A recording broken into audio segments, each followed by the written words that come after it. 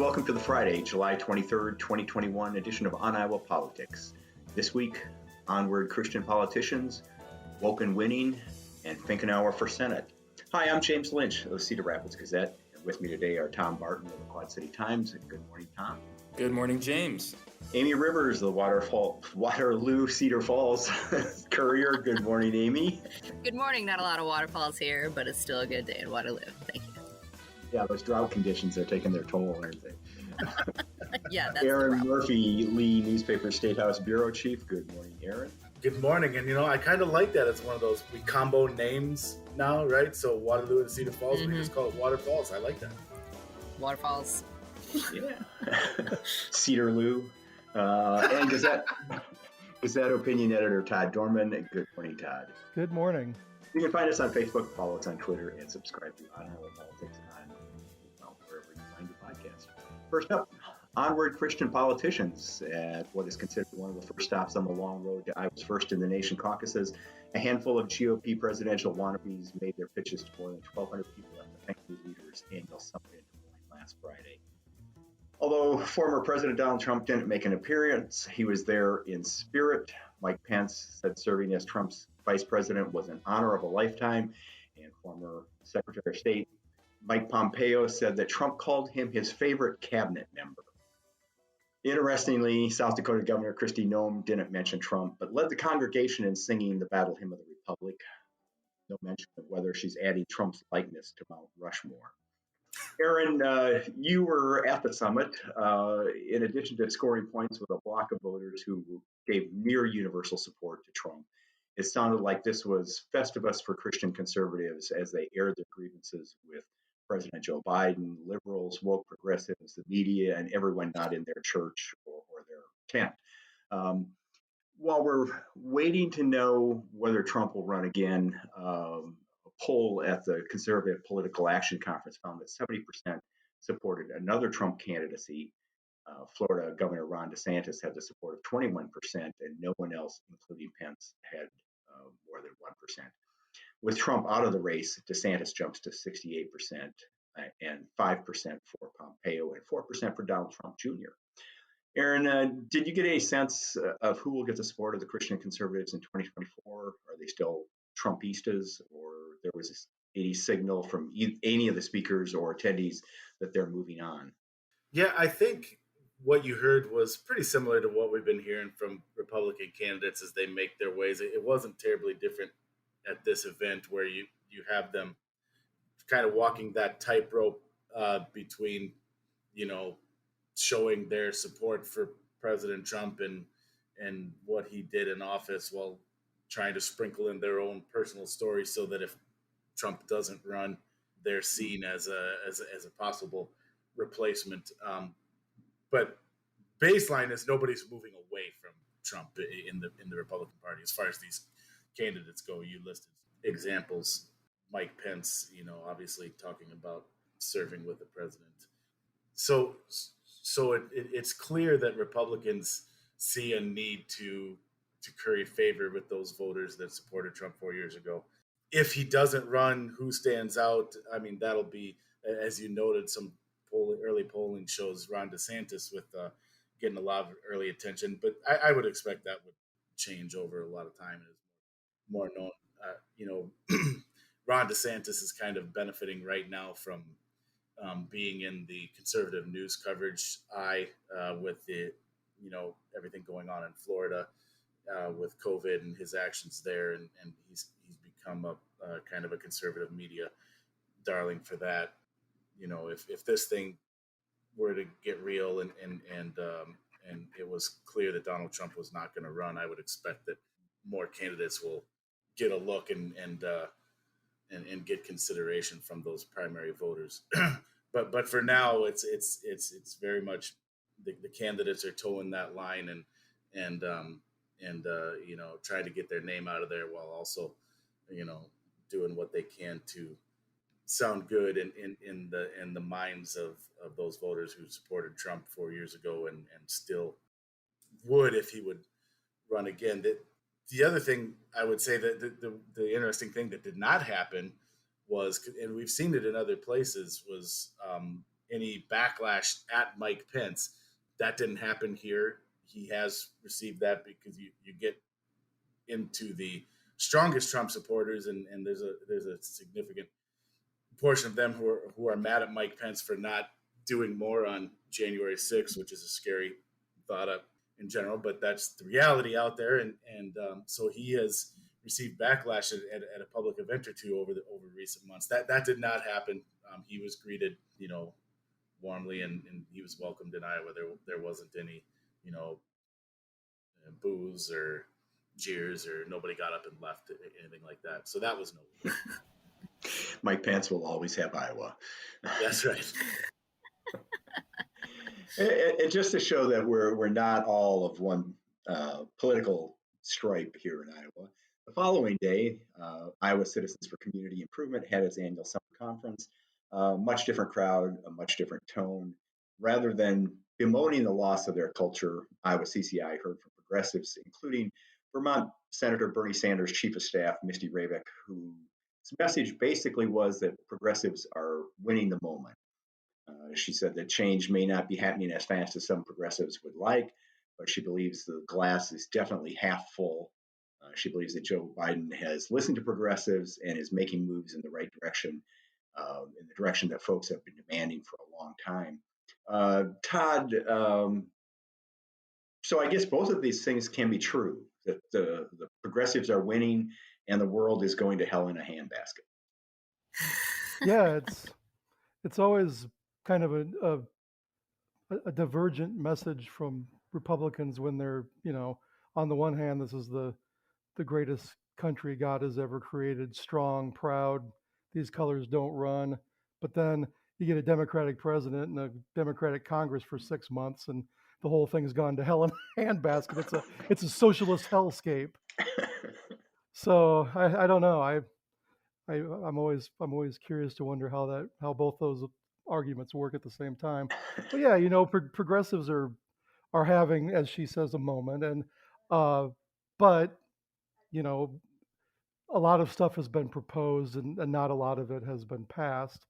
You did have the big America Rescue Plan Act that passed earlier in Biden's first couple of months, and that was seen as a progressive win. But now, you've got climate change and voting rights and some of these other proposals that are kind of gummed up by the Senate, and they're Joe Biden is reluctant, it seems, to get rid of the filibuster, which is what's blocking that stuff. He's talked about maybe reforming it, but then you've got Senator Sinema and Manchin who don't want to touch it.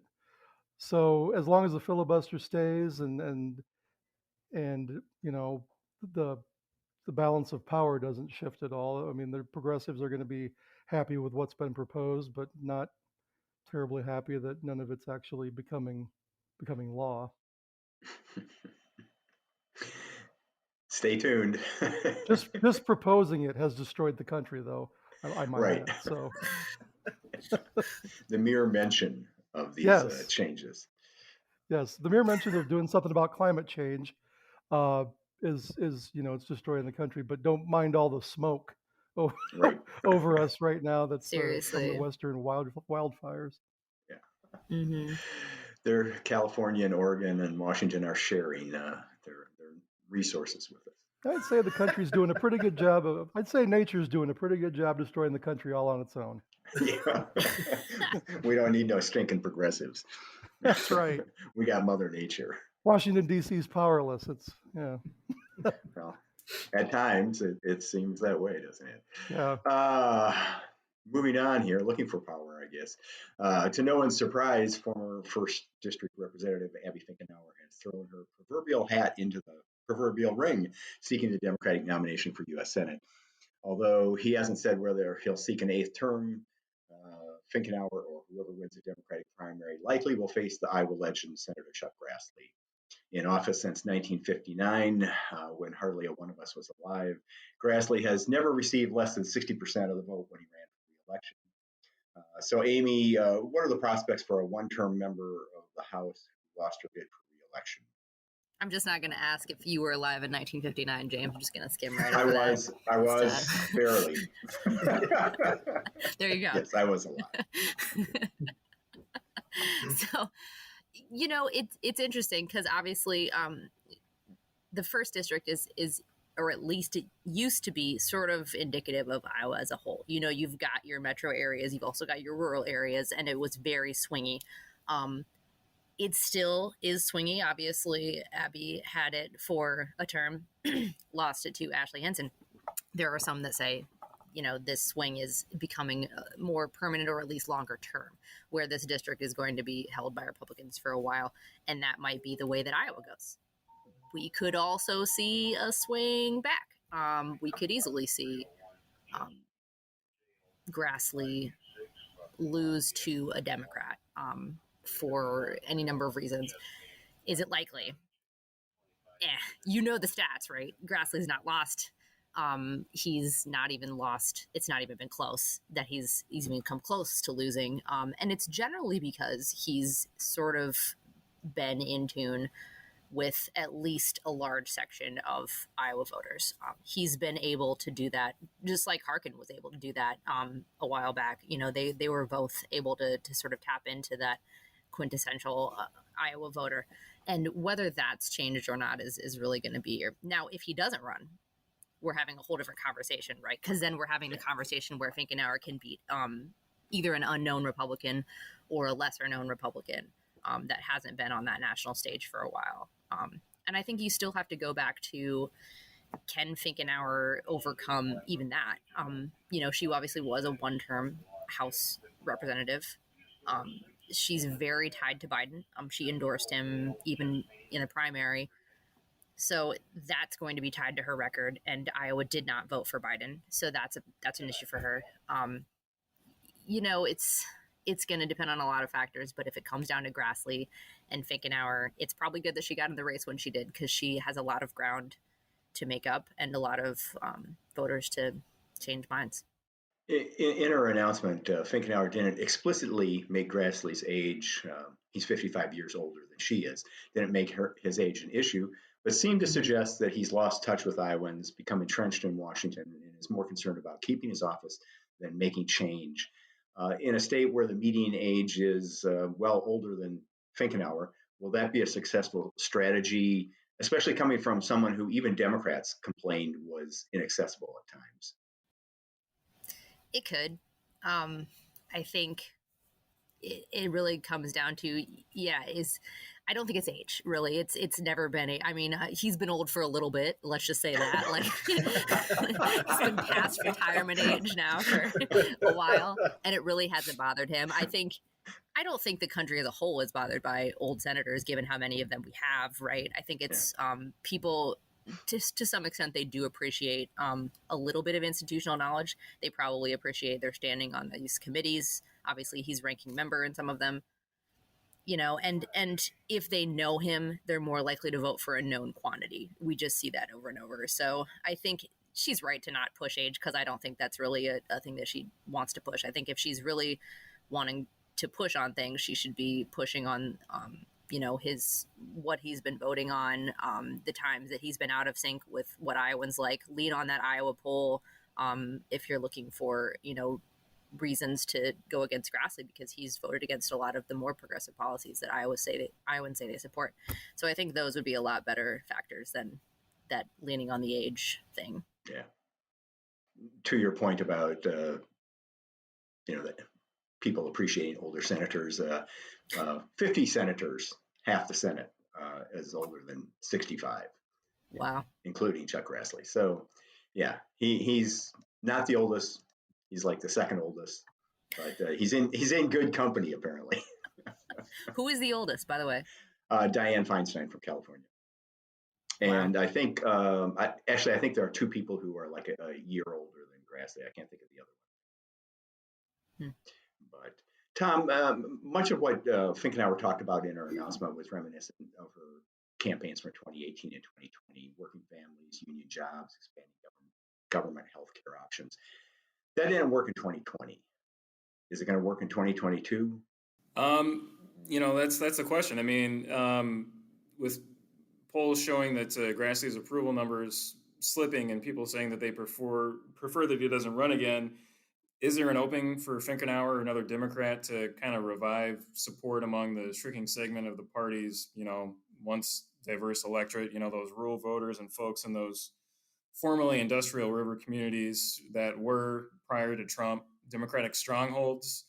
Possibly, there might be an opening there. The problem is that those working class voters and, those former Democratic strongholds that Finkenauer seems to be angling to win over include union workers, includes union workers who have seen shrinking power, and those areas have seen population loss. And those working class voters and those union workers, again, leaned toward Trump in 2020 and lifted Republican Ashley Hinson over Finkenauer. And as Amie said, Finkenauer is closely tied to Biden, and Iowa did not go for Biden. Iowa went clearly and pretty strongly for Trump. So, I'm not sure that running the same playbook or using the same rhetoric that didn't help her in 2020 is going to be the best strategy. That said, Finkenauer and Democrats have an opportunity to capitalize on Republican opposition, including Grassley's, to popular spending measures championed by Democrats aimed at supporting struggling families affected by the coronavirus pandemic, including providing temporary monthly payments to millions of U.S. families to help with childcare expenses, where parents may have been forced to cut down on work or give up jobs to take care of children after losing access to childcare during the pandemic. So it does present an opening for Finkenauer to make the argument to voters that Democrats and President Biden are working to look out for everyday Iowans, while Grassley and Republicans, continue this kind of obstructionist bent in the Senate, and blocking, these popular bipartisan proposals. Again, whether it be extending federal child care tax credits or whether it be, Biden's families plan or an infrastructure bill.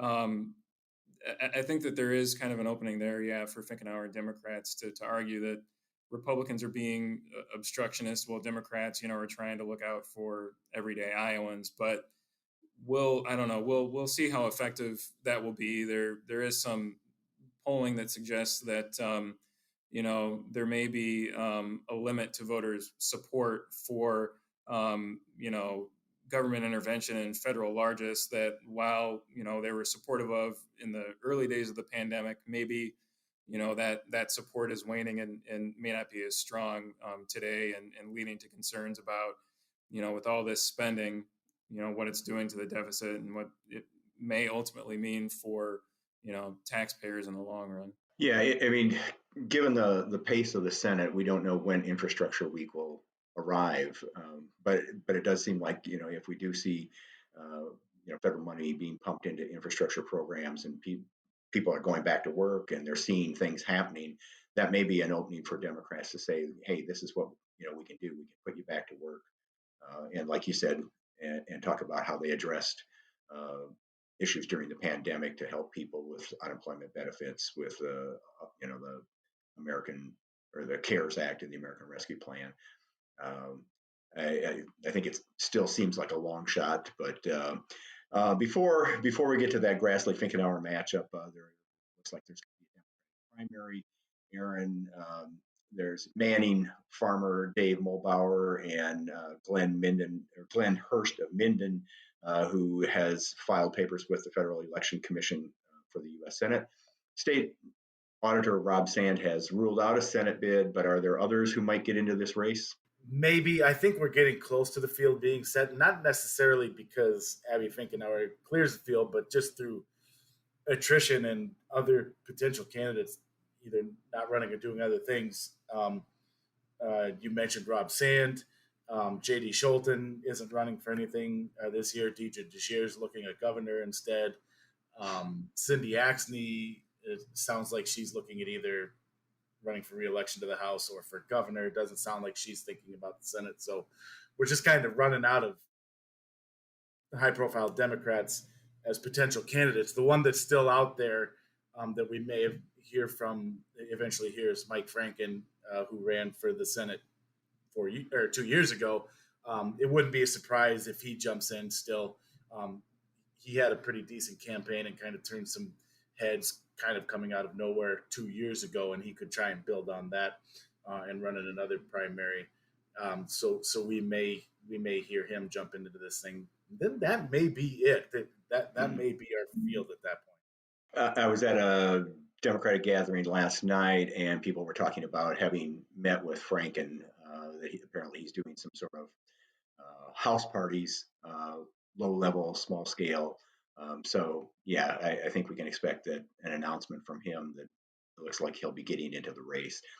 Todd, Jessica Taylor of the Cook Political Report tweeted that this that although Finkenauer is a credible candidate, the Senate seat is competitive only if Grassley doesn't run, and even then, Republicans would be favored. Given the response from Republican groups, the response to her announcement, is there any question that Grassley is running, and is this race even a race? No, I don't think there's any question that Grassley's running. It's, he says his announcement's still coming, but it seemed like everybody expects him to be in. And, is it a race? I mean, at this point, if all variables remain constant, no, I don't think it'll be terribly close.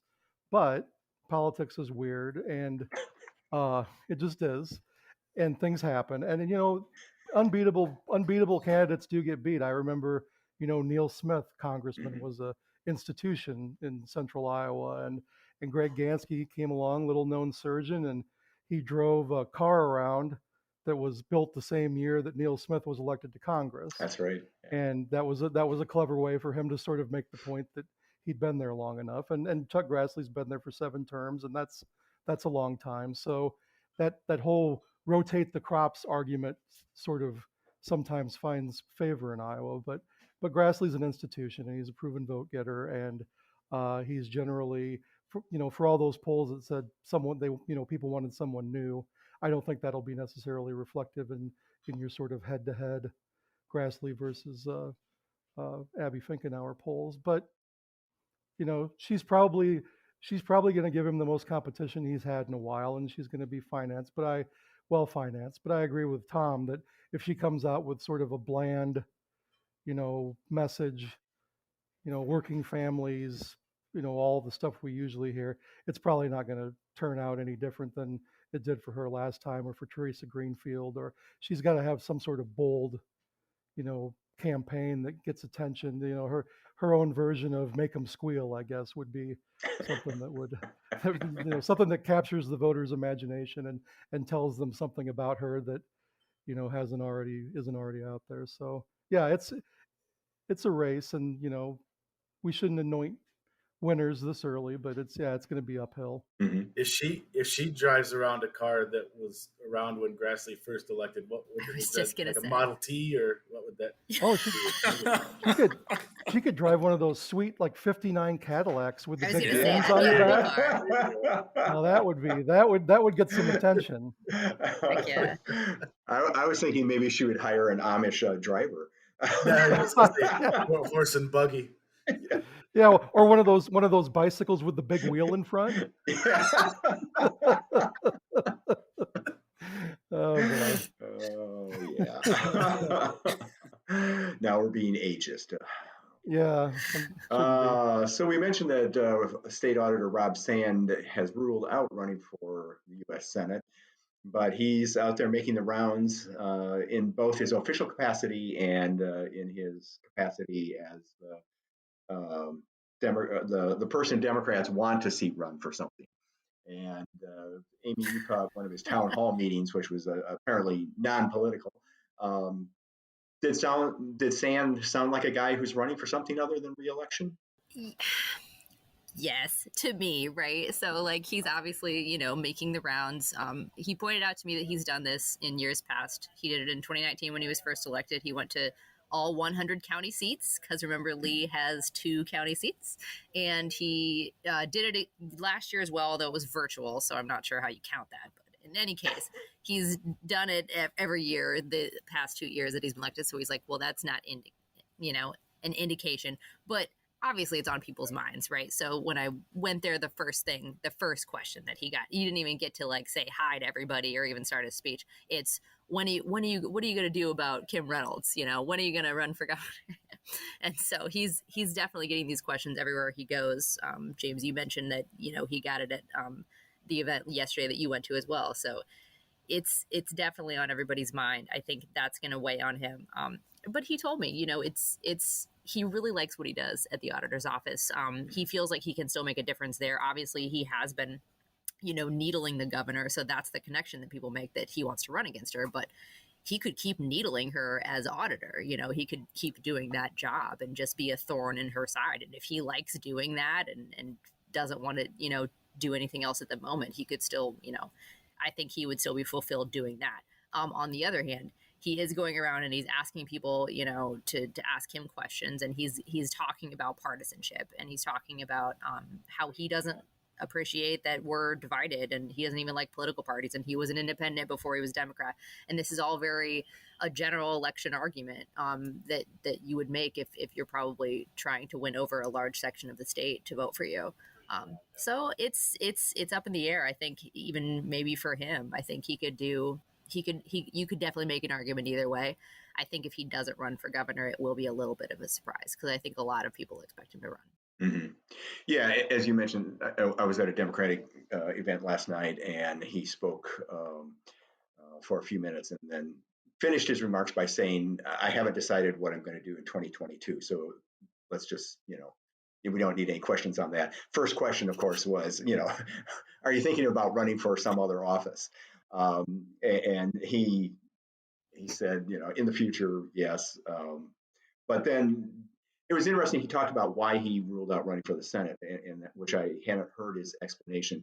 He just felt like that he wouldn't be able to do anything. He would have no influence in the Senate. He said, basically, the Senate is an institution where roughly 3 people make all the decisions, and everybody else is just kind of there taking up space. And he doesn't want to do that. It was interesting when someone asked him kind of like, what's your biggest disappointment or challenge, or what's wrong with state government? And he paused for a long time and then said, can we go off the record? And since he was being videotaped, it didn't seem likely. And so he just said, well, it's too political. I'm not going to answer it here. So clearly he has thoughts about state government that he's not ready to share in a public forum yet. But it does sort of reinforce the idea that he's thinking about running for governor, and has some thoughts about the current governor and her administration being basically an administration for insiders, and has lost touch with Iowans, especially a lot of rural Iowans, he said. So yeah, that was definitely his message in Cedar Falls as well. Just that sort of, and he tied that to more of a national thing as well. Like, this is happening nationally. It's also happening in Iowa, and we need to come back to the middle. And he honestly got challenged on that. I mean, this is a Democratic friendly crowd that came out to see him, and they were like, we don't even know the GOP anymore. Like, they become so extreme. And he was like, look, if we adopt open primaries, if we have ranked choice voting, if we will get people to make them get along, and that will bring people back from the extreme. So it was a very centrist message. Mm-hmm. Also, things that probably are very unlikely to happen as long as Republicans are controlling the levers of state government. Unlikely to happen, and a message that resonates with voters, we know, are two separate things. Exactly. So, yes, and I mean, people who were there last night definitely want to see him run for governor. So I'm sure he's getting lots of encouragement to do that. And I hear from Republicans that they hope he runs because they think that he would be an easy candidate for Kim Reynolds to defeat. I think they probably underestimate Rob Sand, but hey, what do I know? But I think we'll end it here. Plenty of topics to bring up again in future editions of On Iowa Politics. If you enjoy the podcast, tell a friend and subscribe to us wherever you find your podcast. Fan mail may be sent to podcast@thegazette.com. And you can find us on the homepages of the Quad City Times, Sioux City Journal, Muscatine Journal, Mason City Globe Gazette, Waterloo-Cedar Falls Courier, and the Cedar Rapids Gazette. Johnny on Point will take us out. If you know an Iowa band or musician who should be on our show, send us a sound file and subscribe to On Iowa Politics. For Erin, Tom, Amie, Todd, and our producer, Stephen, I'm James Lynch. Thanks for listening. Stay well.